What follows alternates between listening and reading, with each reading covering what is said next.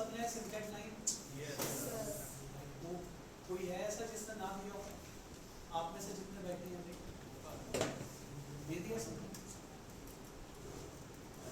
सबसे पहले अगर आप कंपैरेटिवली पूछें तो सिमकेट 9 में अगर आप DIR की बात करेंगे on easier side, easy to moderate at max. वहीं अगर आप क्वांट्स की बात करेंगे तो that could be moderate to tough, क्योंकि उसमें आपको जो क्वेश्चंस थे जो मतलब ड्यूरेबल भी थे, थोड़ा सा उस पर काम करना था, मतलब आपको थोड़ा उसे ढूंढने थे। सिमकेट 7 से कंपेयर करेंगे तो कंपैरेटिवली DI काफी आसान और QA ओके था 7 से अगर कंपेयर करें। वैसे अगर आप देखें without comparing any other SimCAT, DI LR तब भी आसान था, QA मुश्किल था, क्योंकि एक तो जो स्टार्टिंग के क्वेश्चंस थे QA की बात करें क्वांट्स के, वो मॉड्यूल 4 से 3 से थोड़े ज़्यादा दिख रहे थे, और जो अरिथमेटिक या मॉड्यूल 1 का भी जो पार्ट था वो आपको दिखाई देंगे स्टेटमेंट बहुत बड़ी। पार्टनरशिप का सवाल था 8-10 लाइन का, परसेंटेज का था 7-8 लाइन का जिसका आंसर भी नहीं था, डेटा रिडंडेंट था, कंप्लीट इंफॉर्मेशन। सबसे पहले जैसे इंडिविजुअली आपको पीछे भी कहा गया होगा, ठीक है, इंग्लिश का तो जैसे सर ने बताया ही होगा कि भाई जो आप सिमकेट दें कोई 1 2 3 7 9 10 आगे भी 12 15 20 या टेक होम सिमकेट दें, एक चीज जो आपने हमेशा अप्लाई करनी है वो ये है कि भैया आप अपने एंड से उसको एनालाइज करें, पोटेंशियली क्या बन सकता था, क्या नहीं बना, क्या गैप थे। जब आप उसका सॉल्यूशन वीडियो भी देखते हैं, आपने जो वो टेबल बनाई थी, table is a most sorted format जो आप हमें लगता है कि भाई टेबल बना लेते हैं, चीज़ें देखना और समझना थोड़ा आसान हो, but that does not necessary means कि हमेशा ही टेबल बनेगी और हमेशा ही वो टेबल से बन जाएगा, तो आंसर नहीं, ऐसा नहीं। पहली चीज़ जो आप आइडेंटिफाई कर पाए जब आप टेस्ट दे भी रहे हैं और टेस्ट के बाद कौन सा वो सेट था जो DI था आउट एंड आउट, कौन सा वो सेट था जो LR था आउट एंड आउट, और कौन सा वो सेट था जो मैथमेटिकल था, and the last DI LR is a common. तो अगर आप इसमें बात करेंगे जो ये सेट यहाँ पे था, ये जो राजस्थान वाला, जो ये स्टूडेंट्स वाला, तो ये किस कैटेगरी में जाएगा? ये DI। आपको कोई इंफॉर्मेशन ऐसी नहीं थी जो समझने के लिए एम्बिगुअस हो, सॉल्व नहीं होगा दैट्स अ डिफरेंट स्टोरी, आपसे नहीं बना वो बात अलग है, बट ऐसा नहीं था कि आप ये कहें कि भाई ये 20% इसका है या इसका है, 30% इसका है या इसका है। तो अगर हम इनिशियल फेजेस में सिमकेट देते वक्त भी उसके बाद में इतना तो आइडेंटिफाई करें कौन सा सेट किस कैटेगरी। तो जो ये फर्स्ट सेट था ये राजस्थान वाला, this set is out and out DI, data interpretation.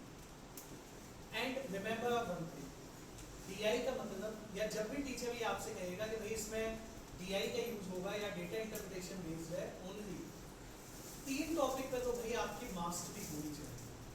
Mastery excellence जितना है वो कम है। One is ratio and proportion, अगर अपने बुक के हिसाब से चले तो परसेंटेज पहले पढ़ते हैं हम, then ratio and proportion and average. अगर आप मुझे कहें कि भाई हमने DI स्ट्रॉन्ग करना है बट एवरेज के सवाल नहीं बनते हैं, एवरेज में मैं मिक्सचर की बात नहीं कर रहा, अपनी बुक में मिक्सचर एलिगेशन एवरेज ये एक साथ, but when it comes to a DI part तो वहां पे मैं एवरेज की बात कर रहा हूँ। तो एवरेज भी आपको बहुत ज़्यादा यूज होता हुआ नहीं मिलता है, बट हाँ DI में एवरेज लग जाएगा कि भाई इसका AM बता दीजिए, GNHM का यूज तो बहुत मामूली है। एवरेज में भी we are talking about arithmetic. And again DI exam में आपके लिए आसान बैट क्यों है? Because we have a calculator ना, कैलकुलेटर है अपने पास में, तो अगर कैलकुलेटर है, कुछ आपको ऐड करना है, सब्ट्रैक्ट करना है, मल्टीप्लाई, डिवाइड, तो आप कर सकते हैं। हालांकि उसमें ये नहीं है कि भाई 7 + 7 करना स्टार्ट कर दो। अरे इतना भी हम कंफर्टेबल ना हो, या इतना भी हम ऐसा ना हो जाए कि भाई हम कैलकुलेटर के बिना कुछ कर नहीं पाते। कम से कम एटलीस्ट सिंगल और डबल डिजिट के नंबर्स मेंटली ऐड कर सकते। और जिसको कॉन्फिडेंस नहीं है कि भाई वो सही होंगे या गलत, कैलकुलेट, बट सिंगल और डबल डिजिट को मेंटली ऐड करते हैं। 17 + 37 ये कर पाए भाई खुद से ऐड, ये 54 बन जाएगा। तो पहला सेट जो इसमें था, ये जो राजस्थान वाला, ये आउट एंड आउट DI था and A category, which means अगर आप बनाने स्टार्ट कर देंगे और आप इसी सेट को पहले ही बना लें तो भी कोई दिक्कत नहीं, तो भी कोई दिक्कत नहीं। इसके बाद जो सेकंड था सेट, जिसमें आई थिंक वो शुभमन गिल या मतलब क्रिकेटर बेस था, ये वाला, this can be categorised as a combination of DI का। यहाँ पे ये यूज था कि थोड़े बस आपको मेन तो वैसे LR पार्ट इसमें ज़्यादा था, DI का ऐसा ज़्यादा कुछ पार्ट था नहीं इसमें, है ना। बहुत जो मतलब मामूली सा, इतना मैनिपुलेशन तो हमें आते ही होगा। जैसे इसमें एक स्टेटमेंट थी कि नीतीश को पता था कि 2 बंदों ने कम से कम उससे ज़्यादा या at least 2 batsman score fewer runs देने। तो यार इसके लिए तो कोई ऐसा मैथमेटिकल नहीं है कि आगे नहीं कि बहुत मतलब आपको बहुत ज़्यादा DI यूज करनी है। तो अगर आप फोर्सफुली कहेंगे तो यू कैन से दैट कि कैटेगराइज इन एरर।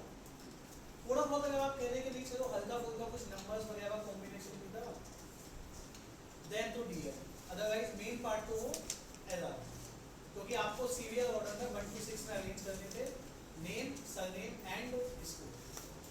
अगर आप इसको भी देखेंगे तो जैसे मैंने जब मैंने स्टार्ट किया तो वो टेस्ट पहले ही सबमिट हो गया था, है ना। तो जब भी मैंने बाद में बनाए, ठीक है, आपको मेरे हर सवाल पे इतना टाइम दिखाई देगा, 8:58, 41 पता नहीं क्या है, ठीक है, मतलब स्टार्ट करके सबमिट हो गया, कुछ एरर है जो भी था। तो जब मैंने ये सेट पढ़ा भी, या जब मैंने पांचों भी पढ़ ली, पहले सेट में मैंने ये देखा था कि यार 3-4 डेटा ऑब्जर्व कर लिए, एक लाइन ग्राफ है, एक बार ग्राफ है, एक हॉरिजॉन्टल एंड वर्टिकल, तो आई फील इससे स्टार्ट कर सकते हैं।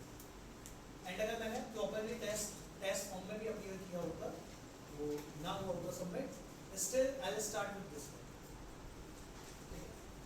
एज ए स्टूडेंट आप अपने आप को DI से स्टार्ट करेंगे तो ज़्यादा बेटर है, क्योंकि DI में क्या होता है, अगर कई बार आपसे 4 नहीं भी बन रहे, अगर 4 1-2 क्वेश्चन इंडिपेंडेंट भी मिल जाते हैं जो आप आसानी से बना पाएंगे कंपेयर टू ऑल 4। LR में मोस्ट ऑफ द टाइम चीज़ें ऐसी होती हैं, जब तक वो अरेंजमेंट कंप्लीट नहीं होगी, चाहे वो पॉसिबिलिटी नहीं हो, चाहे वो एक्चुअल हो, आंसर नहीं होगा। Either you can categorise as a mix of DI error, एक में कैटेगराइज करना है तो वही वो एरर, मतलब हल्का फुल्का थोड़ा बहुत नंबर्स थे, एल्स तो एरर डुएबल था, ए कैटेगरी थे, ये 2। आप में से जो भी मॉड्यूल 3 का DI कर चुके हैं, आई थिंक बैच 1 में किया होगा, बैच 2 में भी अभी 3rd मॉड्यूल स्टार्ट हुआ, बैच 2 में DI में सिर्फ 2 ही मॉड्यूल्स हुए। आप में से किसी ने सेट बनाया, ये नहीं मतलब quite obviously similar set, I am talking about similar set to this one, बनाया किसी ने? आपको दिखेगा, आई थिंक अगर मैं सही हूँ तो observation and calculation based DI, या शायद उससे अगला तो वैसे यही होगा, ऑब्जर्वेशन है कैलकुलेशन बेस्ड DI 3.1 पहला जो चैप्टर है उसके प्रैक्टिस एक्सरसाइज का पहला सेट यही है। अगेन यही है से मतलब मेरा क्या है, ऐसा ही है, या तो ये उसके सिमिलर है या वो इसके सिमिलर है। अगेन अब जो भी आप में से बैच 1 के हैं, अगर उनको भी इस सेट के साथ कोई सिमिलरिटी फील ना हो, या आप ये सेट ना बना पाए या ना बने प्रॉपर्ली ना भी बने, तो फिर नहीं दिक्कत है, क्योंकि आपको यही तो करना है जो आपने सेट या जैसे आपने सेट बनाए हैं जैसे आपने सेट बनाए हैं उससे मिलता जुलता कुछ दिखाई दे तो बेटर जज करना। एक ही चीज इसमें अलग थी उस क्वेश्चन से जो आपके बुक में है, वहां पे कोई पॉसिबिलिटी नहीं होती, कंक्रीट इंफॉर्मेशन आती है। यहाँ पे आई थिंक 3 या 4 या 2 या 3 केसेस यहाँ बनते हैं। दैट्स द ओनली थिंग जो डिफर है। उसके अलावा क्वेश्चन का जो थीम है, पूछने का जो तरीका है वो सेम। अगेन अगर आप इसे कैटेगराइज करेंगे so it's a mix of DI. ये तो परफेक्ट मिक्स है, एब्सोल्यूट मिक्स है। बिकॉज एलआर क्यों है? क्योंकि आपको देखना पड़ेगा कौन सा नंबर कहाँ जाएगा, और डीआई क्यों है? क्योंकि नंबर क्रंचिंग है। अगर कहीं पे आपको 2 नंबर का सम 15 बनाना है तो मेंटली आप 1 + 14 2 13 3 12 स्टार्ट कर पाएंगे। उसके बाद फिर ऑब्सोल्यूट कर पाएंगे आप 1 और 14 तो नहीं बनेगा ना, because highest number I think इसमें जो लेना था वो 10 था। So it's a number crutching. कुछ 2-3 तो सीधे सीधे फिल हो जाएंगे, 2-3 में आपको पता चल जाएगा कि ये इतने ही आएंगे इन व्हाटसोएवर ऑर्डर, और कुछ जगह पे नंबर्स का आपको एक आइडिया लगेगा और वो एब्सोल्यूट फिल नहीं होंगे। एब्सोल्यूट नहीं होंगे मतलब they could go in a possible, but still अगर आप कहें दैट्स अ A+ कैटेगरी, मतलब B से थोड़ा नीचे, A से थोड़ा ऊपर। मतलब पहले 2 सेट हमने पहले ट्राई करने थे, उसके बाद ये सेट। क्या ये डुएबल था? तो आप कह सकते हैं 70% बन जाएगा, 30% शायद कुछ फंस जाए। क्योंकि अभी मैं जैसे डिस्कस कर रहा हूँ या अभी अगर आप बनाएंगे तो आपको लगेगा कि हाँ ये पॉसिबिलिटी तो मैं कर लेता हूँ। एग्जाम में थोड़ा सा वो हिंड्रेंस रहता है, थोड़ा सा वो बैक ऑफ द माइंड रहता है कि यार सही चल रहे हैं कि नहीं चल रहे। इसमें मेंटली अगर आप खुद को एक प्रिपेयर रखें तो नहीं पॉसिबिलिटी तो बनेगी ही। और मैं अगर एंड में कुछ नहीं हुआ,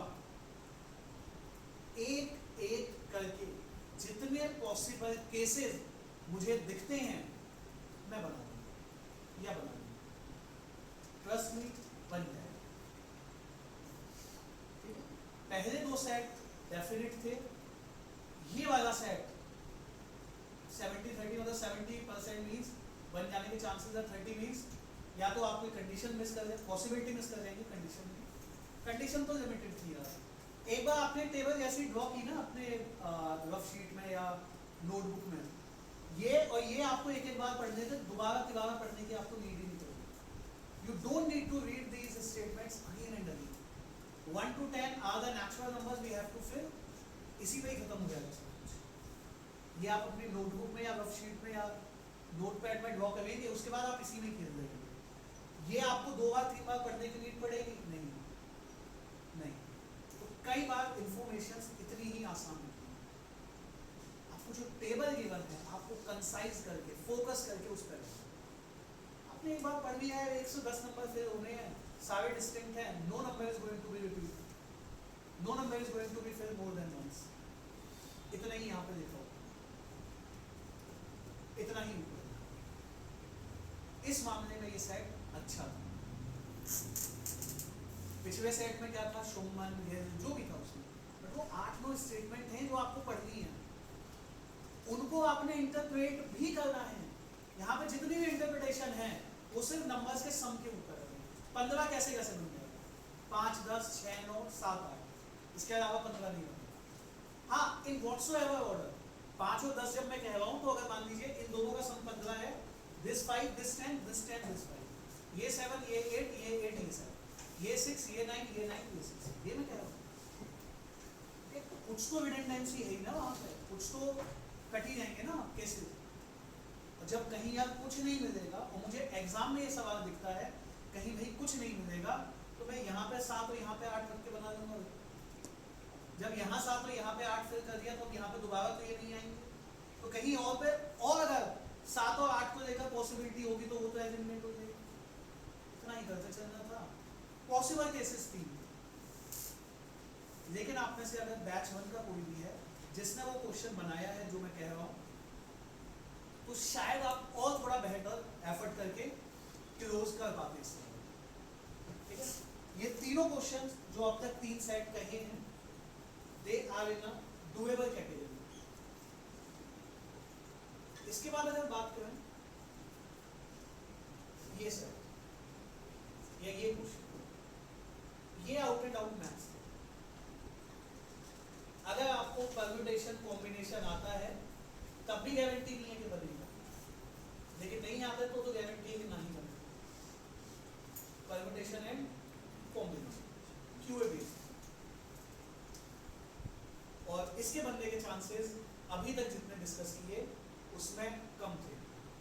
तो ज्यादा नहीं तो आप क्या ये तो आइडेंटिफाई कर ही पाते कि भाई ये मुश्किल है, और ये थोड़ा सा पीएनसी चलो हो सकता है आप में से जिन्होंने पढ़ लिया जल्दी आइडेंटिफाई कर देंगे, बाकी ये तो देख ही पाते कि अभी केसेस तो है ही है, और ऐसा तो उसने कुछ कहा ही नहीं है कि पहले ही ब्लैक पे हिट हुआ या बाद में वाइट हुआ, उसी को परम्यूटेशन कहते, चीजों का अरेंजमेंट।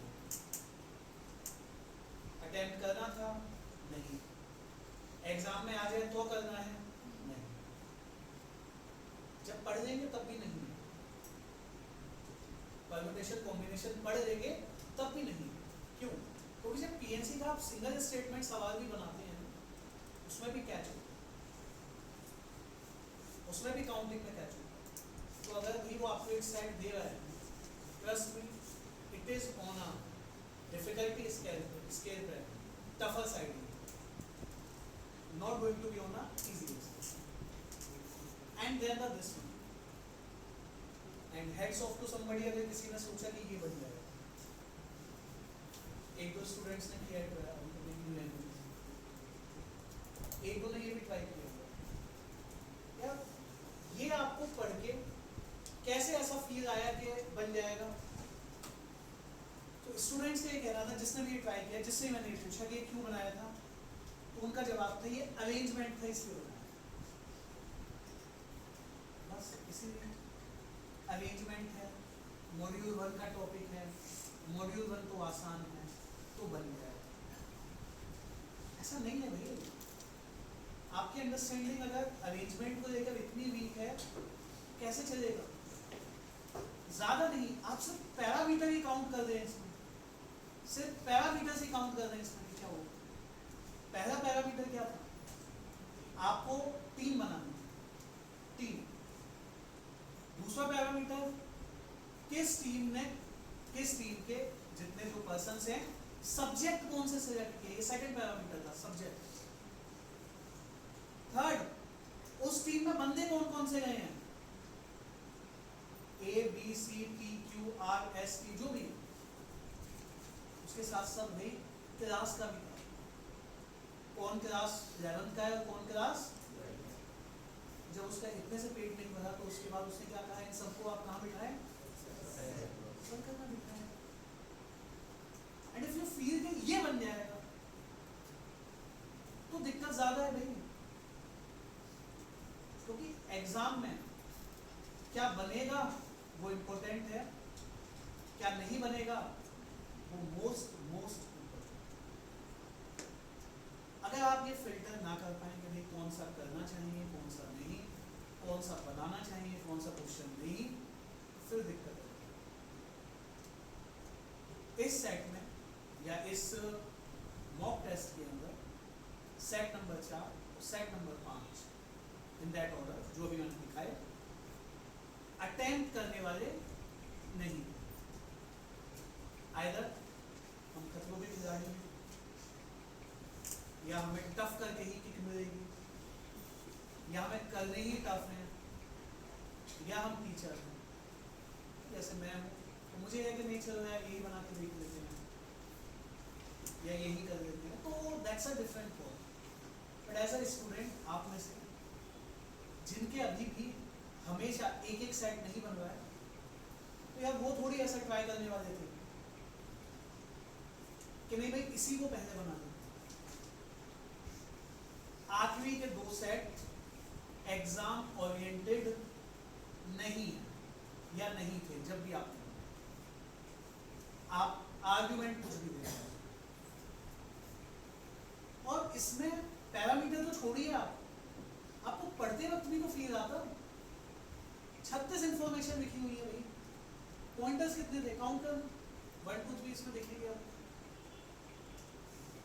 11 पॉइंट है।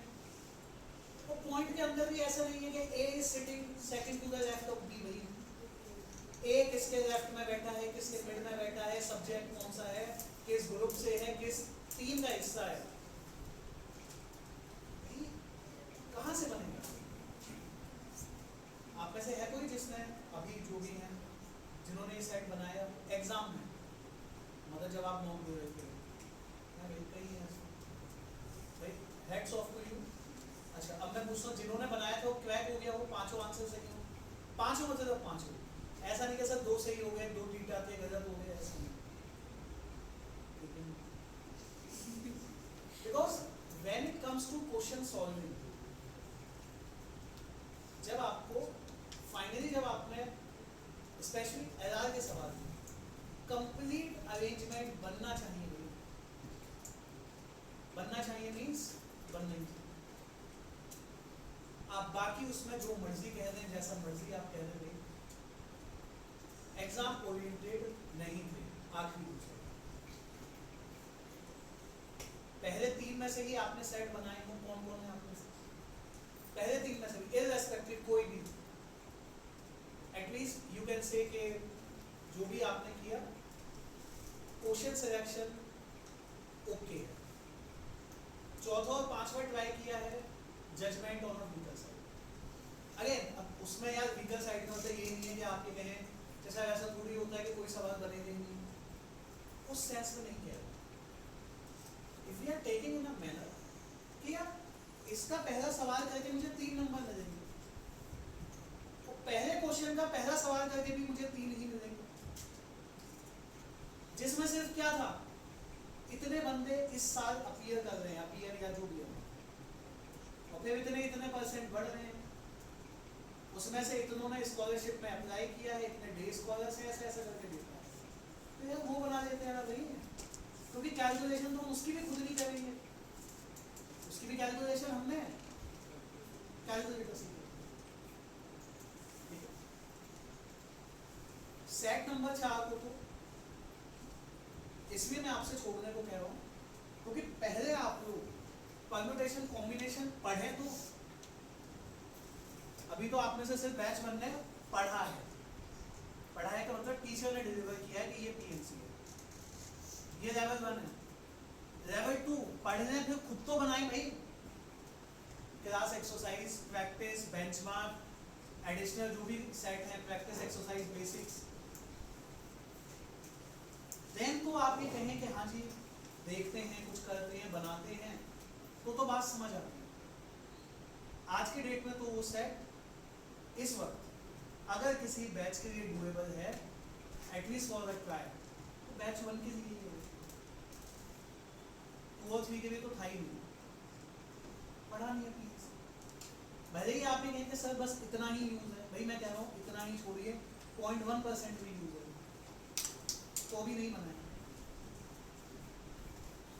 बाकी के 4 सेट में आखिरी सेट छोड़ने वाला, पहले 3 में इररेस्पेक्टिव, अगर आप ये भी कहेंगे सर मैंने 30वें से स्टार्ट किया, तब भी मैं एक बार को ले लूंगा कि हाँ चलो ठीक है, अगर 30वें से भी स्टार्ट करते okay, but as a student आप हमेशा उस सेट से स्टार्ट करें जो आउट एंड आउट क्या हो, डेटा इंटरप्रिटेशन। लास्ट ईयर 24 का स्लॉट 1 का आप पेपर उठा के देखिएगा, पहला सेट कैंडलस्टिक डीआई है, कैंडलस्टिक डीआई बीच में किसी आई थिंक इसमें 7 में 2 में फर्स्ट या सेकंड में से किसी कैंडलस्टिक डीआई में वो ये बताता है, जैसे स्टॉक में अगर यूज करता है, उस दिन वो स्टॉक कितने रुपए पे ओपन हुआ, उस दिन वो स्टॉक कितने रुपए पे क्लोज हुआ, उस दिन उस स्टॉक का मैक्सिमम वैल्यू क्या था, उस स्टॉक का मिनिमम वैल्यू क्या रहा। जैसे मान लीजिए कोई स्टॉक 10 रुपए पे ओपन हुआ और उस दिन की क्लोजिंग है उसकी 30 रुपए, और उस दिन उसने मैक्सिमम 50 टच किया था और मिनिमम उसने 5 टच किया था, तो ये इंफॉर्मेशन थी, उसने समझाई थी कि भाई किसका क्या मतलब है।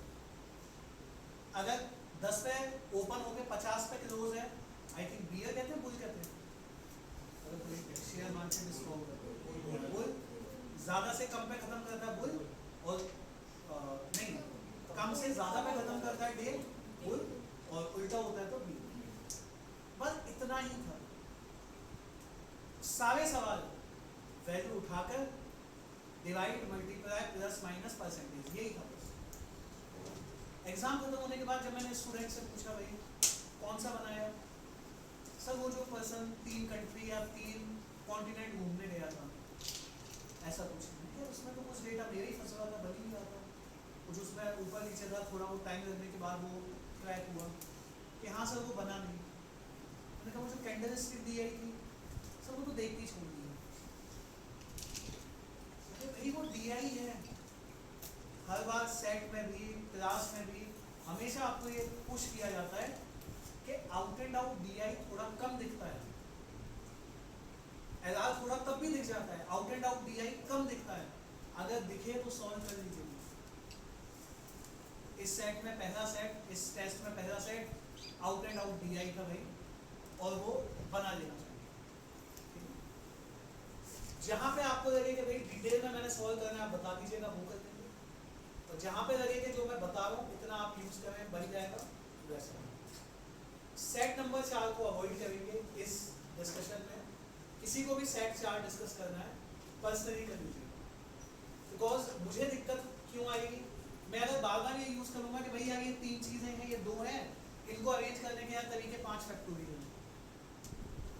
फिर अगर मुझे कहीं पे कहना पड़ गया कि ये 3 चीजें एक जैसी हैं भाई, तो 5 फैक्टोरियल बाय 3 फैक्टोरियल ले आइए, तो भाई मेरा मैक्सिमम टाइम तो इसी में चला जाएगा कि भाई अरेंजमेंट कौन सा है, कॉम्बिनेशन कौन सा है।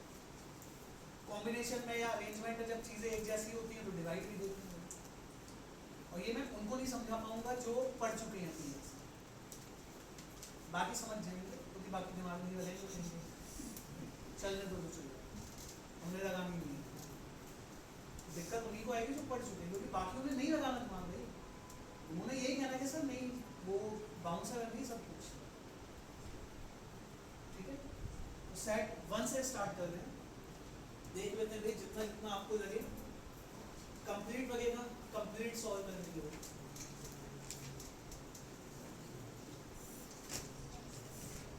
सबसे पहले जैसे मान लीजिए टेस्ट स्टार्ट हुआ, आपने पढ़ा, मैंने अगेन मैं आपको बता रहा हूँ कि अगर मैं बनाता तो मैं पहले वो शुभमन गिल वाला, अगेन वो जो क्रिकेटर वाला वो बनाया, इनफैक्ट मैंने बनाया भी वही था।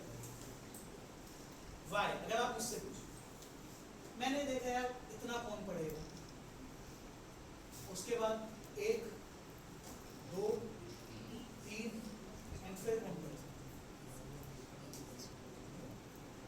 तो on that logic as a teacher I said कि यार इसको देख लीजिए। कई बार तो क्यूए में सवाल मैं इसी वजह से अटेम्प्ट नहीं करता टेस्ट टाइम में, उसमें इतना बड़ा डेटा होता है, ऐसा लगता है यार कौन ही पढ़ेगा, है ना। तो on that ground I thought कि इसको बाद में देखते हैं। टेस्ट टाइम तो वैसे सबमिट हो गया था, तो मुझ पर वो तो कुछ था नहीं कि भाई मैंने इतने नंबर स्कोर करने या इतना बनाना है, बात में तसल्ली से वो बना के देखना था बस कि कितना मेरिट पे बन रहा है, कितना नहीं बन रहा है, या कहाँ पे फर्स्ट है। ट्रस्ट में एक सवाल भी, एक जगह भी ऐसा नहीं लगा इस सेट में कि मुझे डबल या दूसरी बार ये चेक करना पड़ा हो कि किस लाइन का और किस परसेंटेज का क्या मतलब है। नॉट अ सिंगल टाइम, एक बार भी ऐसा नहीं। जैसे डेटा इसमें एक्चुअल में उल्टा लिखा हुआ था, यहाँ से कहानी स्टार्ट, और यहाँ से भी जो सबसे एंड में आपको दिखेगा वहां से 2021 में कितने बंदे हैं, 2022 में कितने बढ़ जाते हैं। एंड ट्रस्ट मी, एक दो से तो मैंने ये भी करवाया है, उनसे ये भी नहीं हुआ है। एज ए स्टूडेंट अगर आप 96,000 का 12.5% रेज करके वैल्यू ना निकाल पाएंगे भाई फिर कुछ नहीं होगा। 96,000 का 12.5% इज 1/8, फ्रैक्शन इज 1/8, 12,000 1/8 12,000 ऐड कर लीजिए 1,08,000। उसके बाद 2023 में ये 22 का हो गया 1,08,000। 2023 में कितने बढ़ गए 20%, जिसका मतलब 1/5, या आप 1.2 से मल्टीप्लाई भी कर सकते हो, कुछ 1,21,600 या समथिंग आ जाएगा। अगर आप चाहें तो इसके नंबर यूज करके बता देता हूँ, यहाँ से देख लीजिए कितना आ गया टोटल ऐसे हॉरिजॉन्टल पर लीजिए। उसके बाद जो था फिर वो कितना इंक्रीज करता है, डिक्रीज करता है, 6.5 6.25%, 1/16। मैं कब से आपसे कहता हूँ कि भाई परसेंटेज के फ्रैक्शन और फ्रैक्शन के परसेंटेज याद हो। अगेन आप 1/16 एडजस्ट करते हो आ जाते हो। एंड उसके बाद क्या कह रहा था 25 में 24 के रिस्पेक्ट में 10% रेस था, तो 1.1 से मल्टीप्लाई आप कर सकते हो, ठीक है। ये वैल्यू 96 1,08,000, 129,600, 121,500, 133,650। इन्होंने तो जो ये सॉल्व करके दिया है ना आपको, ये तो ये कह रहे हैं कि भाई आप इतना बना लें, उसके बाद आप कोई कैलकुलेशन डिपेंडेंट है ही नहीं। लेकिन आपको ये भी समझना होगा, सवाल जब आप एग्जाम में बनाएं, क्या मुझे इस तरह से पूरी टेबल लिखने से फायदा है, या किस जगह पे मुझे क्वेश्चन बाय क्वेश्चन चलने से फायदा। एक तो सवाल इस पर 4 है, 5 और 6 नहीं। इसी एक टाइम पे एक DI के सेट में 6 भी आते थे 2023 से पहले 22 तक, कोविड के बाद। तो यहाँ पे 6 होता है, 6 क्वेश्चन होते हैं। एंड अगर आप मेहनत करके इतना लिख भी रहे, खुद तो कर नहीं रहे, कल तो कैलकुलेटर से ही रहे, बट यार बटन पे हाथ तो दबाने हैं ना, हाथ तो मतलब बटन तो उतनी बार दबाने हैं, एंड फिजिकल कैलकुलेटर नहीं है, ठीक है। बट उसके बाद ये अश्योरेंस है, ये गारंटी है, सवाल बनाने में 1-1.5 मिनट से ऊपर नहीं जाएगा, पढ़ना है आंसर है। पहला क्वेश्चन क्या था, अच्छा बाकी के दोनों टेबल्स या तीनों टेबल क्या बता रहे हैं वो भी एक बार देख लो। परसेंटेज ऑफ रेजिडेंट स्टूडेंट्स, यहाँ पे रेजिडेंट स्टूडेंट्स को उसने क्या कहा था, जो हॉस्टल में, यहाँ पे resident student who stay in hostel campus and day scholars, जो उसी शहर में, राजस्थान की बात हो रही है, उसी स्टेट में उसी शहर में रहते हैं, अपने घर से कॉलेज जाते हैं, उनको उसने डे स्कॉलर्स। तो अब पहला क्वेश्चन अगर आप पढ़ेंगे तो क्या था, in which of the following year was the number of day scholar students the maximum. तो ये 22, 23, 24, 25, तो 21 की तो बात हो ही नहीं रही है, 96,000 की तो बात हो ही नहीं रही है, 22, 23, 24, 25 की बात हो रही है। 22 में आपको कितने बंदे दिखाई दे रहे हैं, 1,00,000। और अगर आप ये पहली टेबल पढ़ेंगे तो ये क्या बता रहा है, परसेंटेज ऑफ कितना है 2021 में, तो 60% हॉस्टल में रहते हैं, 40% इस सवाल में हालांकि 2021 का कोई यूज नहीं। उसके बाद आपको पता चलेगा यार 40% भी सबसे कम इसी के पास है, और नंबर ऑफ पर्सन भी सबसे कम इसी के पास है, इसलिए ऑप्शन में 21 था। 22 में कितने परसेंट हॉस्टल में रहते हैं, तो किसका 60% करना था, 0.6 × 108। आगे 2023 में 60% यानी 40%, 24 और 25 में दोनों में ही कितने हैं 50-50। तो पहले हम ये देखेंगे किस ईयर में सबसे ज्यादा है, और अगर 24 और 25 में दोनों में ही डे स्कॉलर का परसेंटेज 50-50 है, और 25 में टोटल स्टूडेंट 24 से ज्यादा हैं, नो नीड टू सॉल्व ना, 24 तो आंसर होना नहीं। आगे अगर आप मैथमेटिकल चारों की कैलकुलेशन ही करें, अगर आप मुझसे पूछें कि मैंने कैसे सॉल्व किया था, तो मैंने 1-2 देखे थे एलिमिनेट जो हो रहे थे, देखते ही बाकी मैंने दो का मैंने कैलकुलेट किया था, एक ऐसा मुझे सही लगा। उसमें से जो बड़ा आया था वो किसका आया था 2000। इसमें क्या इतनी टेबल बनाने से हमें फायदा था, आंसर नहीं था, इस बार नहीं था, पूरा ये डेटा फिल करने से ज्यादा फायदा नहीं था। पर हालांकि अगर आप समय निकाल के एग्जाम की बात करें और आप कहें कि सर 18 मिनट में, 16 मिनट में, 15 मिनट में सब फिल हो गया पूरी टेबल जितनी इसने की है, तो लेट्स टेक अ चांस कि हाँ ठीक है चलो हो जाएगा। बेटर था क्वेश्चन बाय क्वेश्चन करना। सेकंड में क्या था, how many students got scholarship in 2020। तो भाई आपको देखना था 2024 में स्टूडेंट थे कितने, पढ़ो 2024 में कितने हैं, 1,21,500। इससे कोई मतलब नहीं है इस सवाल का, क्योंकि ये क्या होता है, होस्टर्स डे स्कॉलर्स। तो मतलब किससे था, 2024 में कितनों ने अप्लाई किया स्कॉलरशिप के लिए, 75। लेकिन उसने पूछा था कितनों को स्कॉलरशिप मिली, आई थी यही पूछा। तो 2024 में जो स्टूडेंट हैं 1,21,500 into 75%, you can write down 0.75 into इतनों ने तो अप्लाई किया, स्कॉलरशिप मिली कितनों को थी 40 इंटू 0.4। अगेन मैंने ये भी देखा कि जब इसका आप वीडियो सॉल्यूशन सुनेंगे तो वो ये समझाने की कोशिश करें कि भाई आप ये मान लो कि 100 बच्चे हैं, 100 में से इतनों ने अप्लाई किया, इतने। मैंने कहा भाई क्यों लगाना, क्यों करना। एक तो एज ए स्टूडेंट आप ऐसे दिमाग कम लगाते हैं कि भाई 100 का इतना परसेंट है, उसका इतना परसेंट, आप कहते हैं छोड़।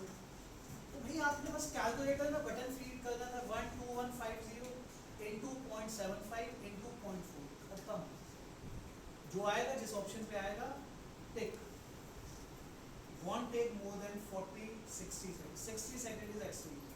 1 मिनट से ऊपर तो नहीं जाने वाली कैलकुलेशन। और कैलकुलेशन करते वक्त यार इसका कोई यूज था नहीं भाई, इन दोनों का था, कर भी रही। पहला सवाल तब भी इससे बेटर था, बेटर इन द सेंस कुछ एक्स्ट्रा करना था, 2-3 कैलकुलेशन करनी, इस बारे में एक ही। इसके बाद ए क्या रिप्रेजेंट कर रहा है, number of student who got scholarship 2023, number of student who applied but did not gate, यानी उन दोनों का अंतर बताना है, जिनको मिली और जिनको नहीं मिली है स्कॉलरशिप। किस ईयर की बात है, दोनों ही इंफॉर्मेशन 23 के लिए है, ये चीज अच्छी थी। यानी कैलकुलेशन जो इनिशिएट होगी वो सेम नंबर को होगी। तो 2023 में बनते हैं कितने स्टार्ट करने के लिए, 1,29,600। इनमें से स्कॉलरशिप के लिए अप्लाई कितनों ने किया, 1,29,600 इंटू 0.5 इन्होंने अप्लाई किया है। अभी तक मैंने ये कैलकुलेटर में फीड कर दिया, इंटू इसके बाद करना था। अब 2023 में मिली कितनों को स्कॉलरशिप, 85 को। अब मैं 0.85 नहीं करना चाह रहा हूं। अब आप समझिएगा भाई, मुझे इसी नंबर पे ना 2 बार कैलकुलेशन करनी है। एक बार इसका 0.85 करना है जिनको मिल गई स्कॉलरशिप, अगली बार उसी का 0.15 करना है जिनको नहीं मिली, और बाद में इनका डिफरेंस करना है। तो भाई 85% को मिली स्कॉलरशिप, 15 को नहीं मिली, इनके बीच का difference 0.7, as good as 70%। 1,29,600 into कितने परसेंट ने अप्लाई किया था स्कॉलरशिप में, 50 इंटू 0.5 इंटू 0.7, खत्म, बन जाएगा। अगर यहाँ पे एक जगह 23 और एक जगह 24 भी पूछा होता तब भी मैं मान लेता कि सवाल का। तो आप ये सब एक बार 85 पे निकाल देते, एक बार 15 पे घटा देते, अरे कर देते भाई। लेकिन यार इतना तो परसेंटेज हैंडलिंग आती हो। अब ये तो वही सवाल है जैसे आप इलेक्शन बेस्ड क्वेश्चन करते हैं कि यार इतने परसेंट ने ए को वोट दिया, लेट्स से 65% ने, बचे हुए 35% को बी ने, मतलब 35% ने बी को वोट दिया। तो भाई अगर मैंने ये कह दिया कि दोनों के बीच का डिफरेंस 30% है, तो मैंने ऐसा कौन सी रॉकेट साइंस लगा दी, 65% one side, 35 other side, the difference is 30%। 85% को स्कॉलरशिप मिली, तो मैं पहले से जानता हूँ कि 15 को नहीं मिली होगी। जिनको स्कॉलरशिप मिली वो ज्यादा है, ज्यादा कम भी आप छोड़ दो, उस पर भी आपको दिमाग नहीं लगाना था। क्यों, अब देखिएगा मैं दिखाता हूँ। ए डिफरेंस भी नहीं पूछा था उसने, क्या पूछा था? a माइनस बी पूछा है, इसका मतलब मैं पहले से जानता हूँ a की वैल्यू ज्यादा ही आएगी क्योंकि सारे आंसर पॉजिटिव थे। वो देख भी रहा था 85% था, 0.85 0.15 the difference is 0.7। 1,29,600 into 0.5 into 0.7 इतना भी। और अगेन एक भी बार मैंने ये नहीं कहा कि ये नंबर्स आप मल्टीप्लाई करें, स्नैप में एनमेट में ये आपको ही करनी पड़ेगी उन एग्जाम्स में जिनमें कैलकुलेटर्स नहीं है। अभी तो था, इस पर लगाते अगेन 1 मिनट से ऊपर ये भी दिया। The last one, what was the average number of students who applied for scholarship? इसमें भर भर के कैलकुलेटर के यूज क्यों? एवरेज पूछ लिया तो 5 साल की बात होगी। पहले साल 96,000 लोग हैं, उनमें से स्कॉलरशिप के लिए कितनों ने अप्लाई किया है? 65। 96,000 इंटू 0.65 को करना पड़ेगा भाई, कोई सब्स्टिट्यूट नहीं। प्लस 2022 में कितने थे? 1,08,000 कितनों ने अप्लाई किया है? अच्छा ये तो जिनको सॉरी ये था ना स्कॉलरशिप अप्लाई करना। 96,000 इंटू 0.7, 1,08,000 इंटू 0.8, 1,29,600 इंटू 0.5, 121,500 इंटू 0.75 और आगे जो भी था 1,11 है जितना 1,31 जितना भी था इंटू 0.2 20 था 0.2 ऐड करिए 5 से डिवाइड कीजिए। आप कहेंगे यार ये सवाल हमसे एग्जाम में नहीं बनेगा या नहीं बना, भाई इससे आसान इससे सस्ता कुछ नहीं मिलेगा। इजियर भी मतलब अगर इजियर में भी कुछ इजी हो सकता भाई वही था, इजीएस्ट साइड पर। अगर कुछ मुझे इस टेबल का इंटरप्रिटेशन निकालना होता, ये ईयर डिस्गाइज होते कि भाई ये नहीं पता ये कौन से ईयर का, ऐसे नहीं तो आपने क्वेश्चन बनाए होंगे पीछे कहीं ना कहीं, in some order not in same order, तो एफर्ट करना पड़ता है सम ऑर्डर सेम ऑर्डर में। अगेन मैं आपसे वही डिस्कस करता हूँ या मैं वही बताना चाहता हूँ जो बाकी स्टूडेंट्स बता रहे हैं कि भाई वो ये कर रहे हैं या ये नहीं कर पा रहे हैं। मैंने ये देखा आज की बात है, सुबह के टाइम पे जो स्टूडेंट्स आए थे, आपने कि किसी सिमकैट में था वो जो 3-4 तरह की कार थी, सेडान, हैचबैक, एसयूवी, एक और थी आपकी आई थिंक सिमकैट 6 में था, 6 में दिया किसी ने 6 सिमकैट 6 में था। तो उसमें ये था कि 3 क्वार्टर्स की बात थी, किसी ईयर का क्वार्टर 1 2 3 4। उसमें ये बताया था कि हैचबैक की जितनी कार थी क्वार्टर 1 में, एसयूवी क्वार्टर 2 में और 3 में, ये तीनों सेम थी। तो वहां पे कुछ ऐसा था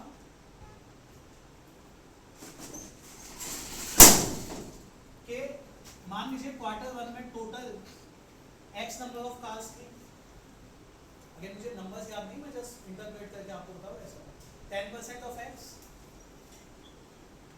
20% ऑफ वाई, 30% ऑफ जेड, कुछ ऐसा था। 3 उसकी बात थी। Student could not calculate the ratio of x y z, student से x y z की रेशियो नहीं बनी। हो सकता है आप में से भी कुछ से ना हो, तो भैया अगर ये नहीं बन रहा है तो आप उस चीज का दोष ना दें कि डी आई टफ है, आर टफ है, डी आई आर टफ है। अरे भाई जो परसेंटेज रेशियो जो बेसिक्स हैं वही नहीं अगर ढंग से लगा रहे हैं तो बनने के चांसेस कम है।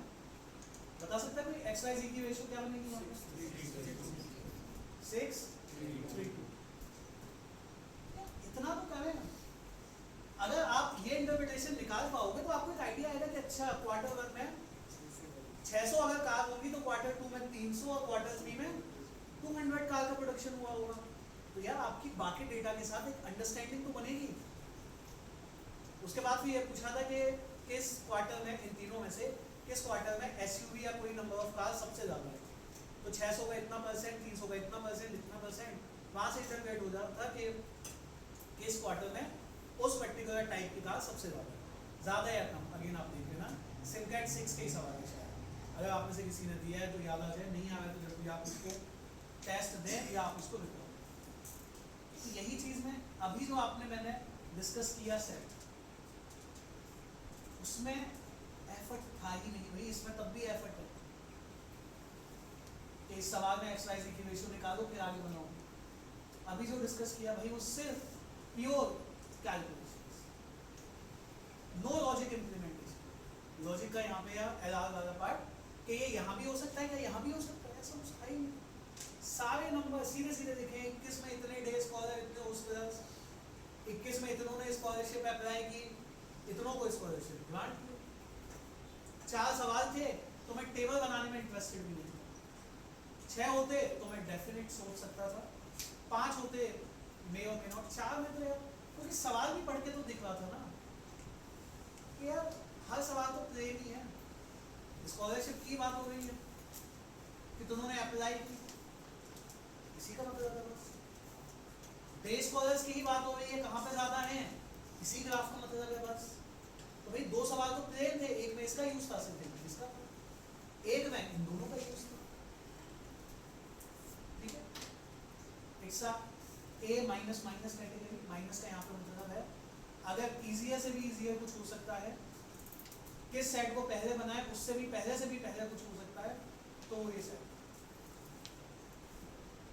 बाकी अगेन हो सकता है आप में से भी कुछ लोग मेरे जैसा ये सोचते हो, इसका 3 ग्राफ थे, वी थॉट के लेट्स टेक अ चांस, आगे देख लेते जाते हैं कौन किस किस को इंटरप्रेट कर रहा है। That could be the only reason कि आप इस सेट को पहले अटेम्प्ट में या फर्स्ट इस सेट को सिलेक्ट ना करें। पढ़ने के बाद, पूरा डेटा पढ़ने के बाद ऐसा हो ही नहीं सकता कि आपको लगे ये टफ लग रहा है तो भाई DIR वीक नहीं है अपना, जो QA के साथ परसेंटेज रेशियो है वो भी अपने ठीक नहीं चल रहा।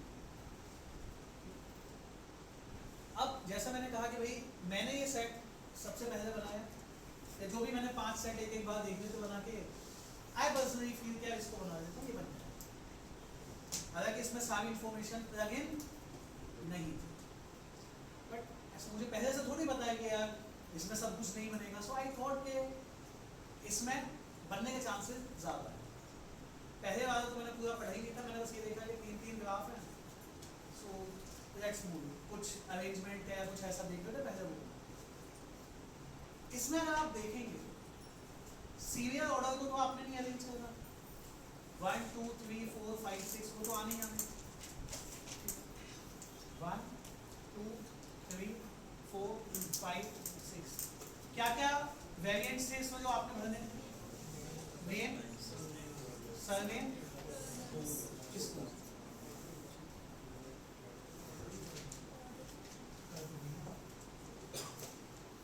बाद में जो नहीं अरेंज होगा वो देख लूंगा भाई। अभी तो मैं इनिशियली ये मान के चल रहा हूँ ना कि मैं सारा डेटा भर पाऊंगा, वो तो भाई जब बनाएंगे तभी तो पता चलेगा कि भर पाएंगे।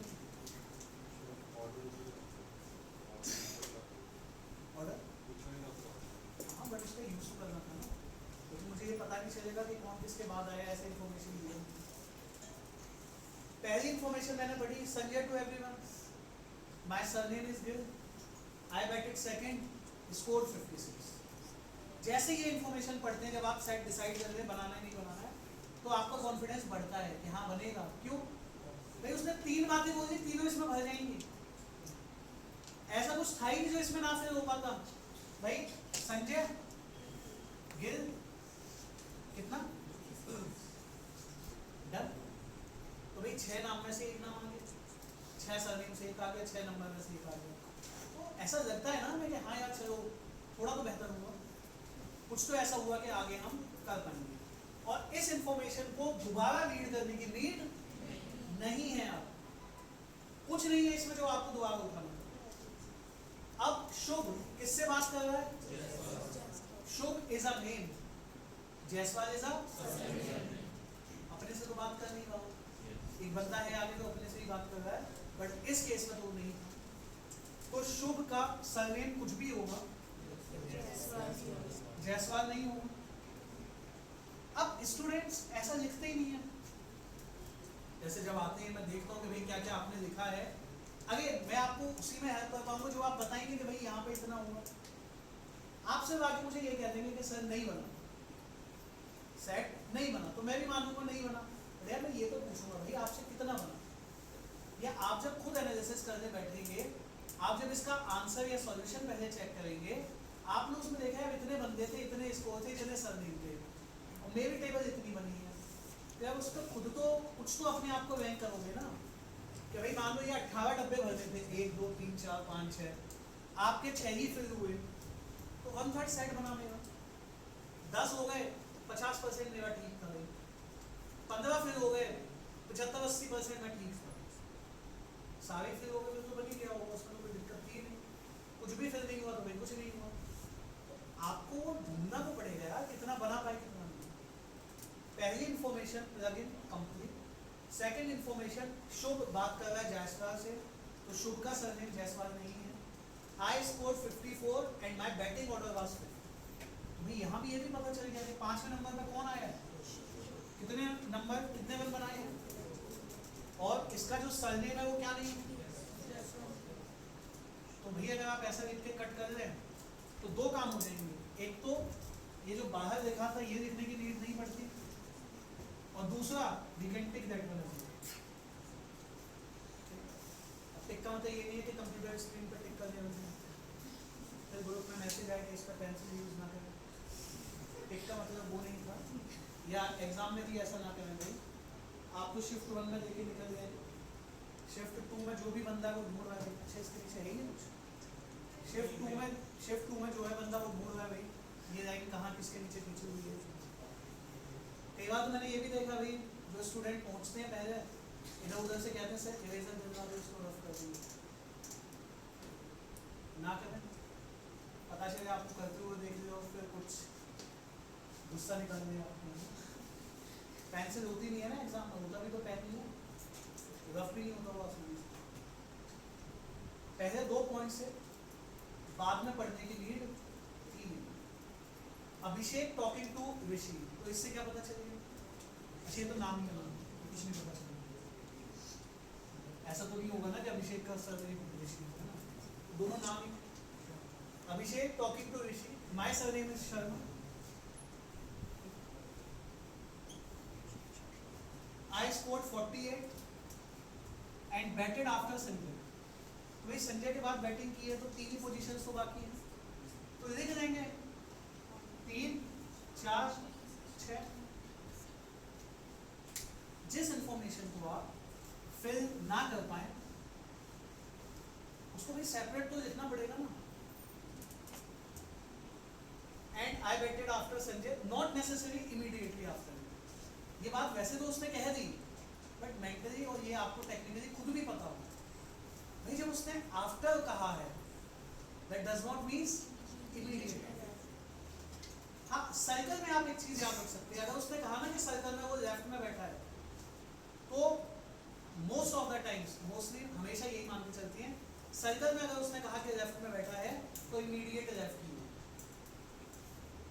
वाई? क्योंकि भाई हर बंदा हर किसी के लेफ्ट और राइट पे बैठा ही हुआ है, ये बताने की नीड क्या है उसको।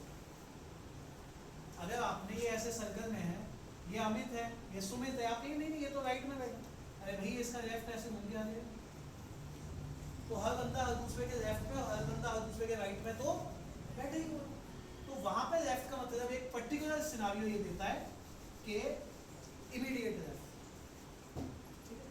बाकी कई बार आपको कॉन्टेक्स्ट पढ़ के समझ भी आ जाए, इमीडिएट यानी उसने कहा लेफ्ट है बट नॉट इमीडिएट, तो आप समझ जाएंगे भाई सेकंड थर्ड आगे चेक करें। Plain in general pre defined, circle में लेफ्ट का मतलब इमीडिएट, बाकी जो रिस्ट्रिक्शंस है वो फिर फॉलो करें। यहाँ पे उसने कह दिया कि not necessary immediate after, but ये आपको पहले से भी खुद से भी आपको पता हो, ठीक है।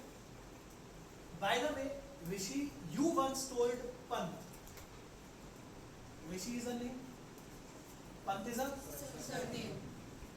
By the way Rishi you once told Pant. अब अभिषेक ये बात कह रहा है कि ऋषि तुमने एक बार पंत को ये बताया था, क्या बताया था वो बाद में पढ़ते हैं। सबसे पहले ऋषि का सरनेम शांत रहिए।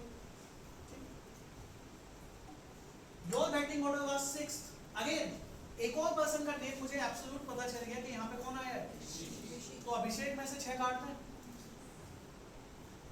अब अभिषेक बैट नहीं कर सकता ना 6 पे, 2 ही चॉइस रहेगी।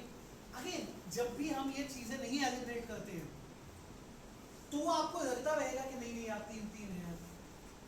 एक एक पॉइंट पे, एक एक जगह पे आप जितना फिल कर चुके वो एलिमिनेट करिए। आफ्टर अ व्हाइल आपको लगने लगेगा कि हाँ जी अब बन रहा है। पॉसिबिलिटी एलिमिनेशन केसेस कम होना स्टार्ट हो जाएंगे। 6 एंड यू स्कोर्ड 16। 6 नंबर भरने थे भाई, नंबर सिर्फ मैं नंबर की बात कर रहा हूँ। उसमें से 3 तो मैंने यहां भर दिए, एक ऊपर थे। अभिषेक के भी तो पता है मुझे कितने हैं। अभिषेक अभी इस टेबल में ही तो नहीं आया भाई। अभिषेक का वैसे तो मुझे पता है ना कितने हैं। ये भी मेंटली हमने याद रखना है कि भाई नंबर में 4 बंदों के पता है नेम वाइज, सरनेम वाइज मुझे अभी सिर्फ 2 के ही पता है, क्योंकि अभिषेक का सरनेम पता है शर्मा जिसने 48 बनाए हैं, संजय का पता है गिल जिसने 56 बनाए हैं। अच्छा अभिषेक का और कुछ भी पता चला था ना, क्या था? पंच। इसके बाद यश थिंक, ये इसकी मैं बात कर रहा था पीछे जो मैंने बोला, यश थिंकिंग टू हिमसेल्फ। अब वो किसी को नहीं बता रहा, अपने से बात कर रहा है। My surname is not Jaiswal.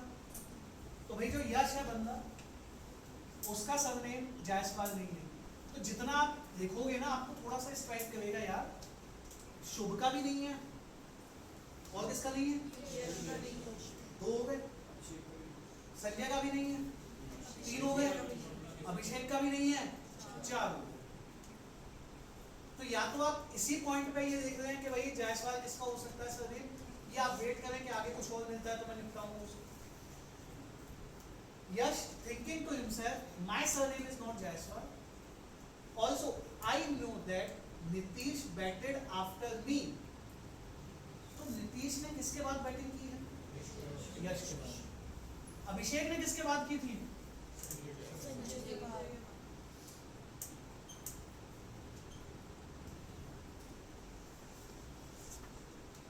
तो ये वो 2 बंदे हैं जिनसे पहले एक पर्सन तो बैटिंग करेगा, ज्यादा नहीं। Can I conclude they can not bat at first? ज्यादा नहीं मैं कह रहा भाई, इमीडिएट बाद है नहीं है, इमीडिएट बाद है नहीं है, बट यश के बाद नीतीश बैटिंग करेगा। Nitish could not bat at first. Similar for the, दोनों फर्स्ट पे नहीं आएंगे, तो फर्स्ट पे आने के लिए बचा कौन? 3 भर दिए, 2 हटा दिए, 6 बंदे हैं तो एक ही बचा यश। और इसका सरनेम क्या नहीं है, ये हटा दिया। क्या ये बात समझ में आई? Yes thinking not necessary immediately. हाँ ठीक है, ये बात तो हुई। पंत ने कितने स्कोर किए हैं? तो पंत अभी सरनेम भरा है कहीं पे, यहाँ पे हमने नहीं भरा। चलो नीचे लिख दो, पंत ने स्कोर किया है 52। नीतीश रिफ्लेक्टिंग, इसका क्या मतलब होता है? खुद से कह रहा है। मेरा एटलीस्ट 2 बैट्स, वैसे आगे तो फर्क नहीं पड़ा बिकॉज कोई सरनेम कोई नेम कुछ ऐसा डिस्कशन था नहीं। At least 2 batsman scored fewer runs than me. अगर आप यहाँ पे रन्स देखें तो कितने कितने वैल्यूज थी? 48, 52, 54। कम से कम 2 बंदों ने मुझसे कम बनाए हैं, तो नीतीश के ये नंबर तो नहीं है। क्या ये बात समझ में? इंक्रीजिंग ऑर्डर नहीं तो देखे हैं नंबर। नीतीश 54 हो सकता है क्या? शुभ के 54 है, तो नीतीश का 54 भी नहीं है। 56 संजय के हैं, 16। तो भाई इंटरप्रिटेशन लग ऐसा रहा था कि शायद कुछ नहीं मिलेगा, केसेस ज्यादा मिलेंगे, मिले ही नहीं भाई। नीतीश के कितना स्कोर?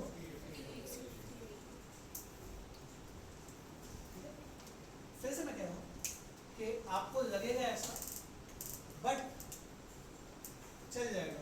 ये हो गया भाई जायसवाल क्वाइटली टू हिमसेल्फ, ये भी अपने से बात कर रहा है। I did not score the highest, तो हाईएस्ट 60 में है, ऋषि ने बनाए हैं। ये नहीं है जायसवाल। अब अगर आप ध्यान दें, जायसवाल सरनेम किस किसका नहीं है? ऋषि का नहीं है, एक बंदा ऋषि का नहीं है, दूसरा शुभ का नहीं है, तीसरा संजय का नहीं है, तीन हो गए, चौथा अभिषेक का नहीं है, पांचवा यश का नहीं है, बचा कौन है? नीतीश ही बचा है। पक्का नीतीश, जायसवाल 50, ठीक है। कहाँ पे आएगा कहाँ नहीं मैं देखता हूँ। और ये जो अभिषेक शर्मा 40 है, अभिषेक शर्मा 40 है। तो भाई ये नाम सिर्फ नाम वाइज चला रहा हूँ, ये दोनों किसी न किसी के बाद आ रहे थे। इनफैक्ट नाम वाइज इसके अलावा जगह ही नहीं बची। इमीडिएट उसने कहा नहीं था तो या तो दो केसेस बना दो, या जैसे इन्होंने टेबल लिख के दिया था वैसा आप लिख लो 3 4।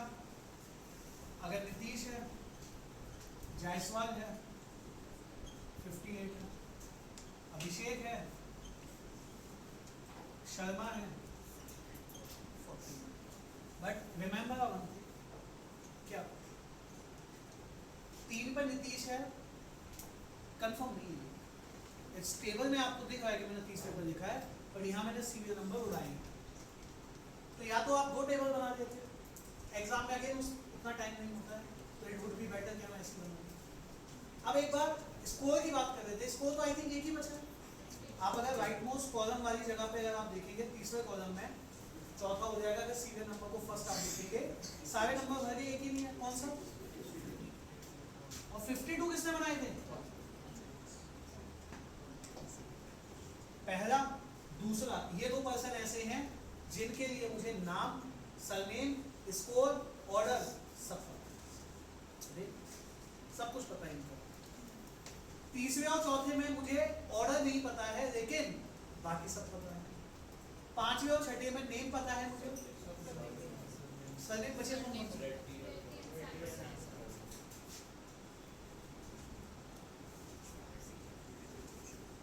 इसको भी फिर संजय रख देगा भाई,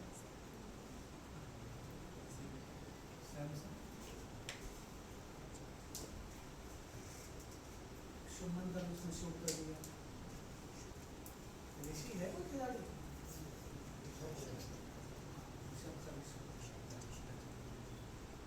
यश, अच्छा सबके शॉट में करंटली जो टीम खेलती है वही उन्हीं के खिलाड़ी हैं।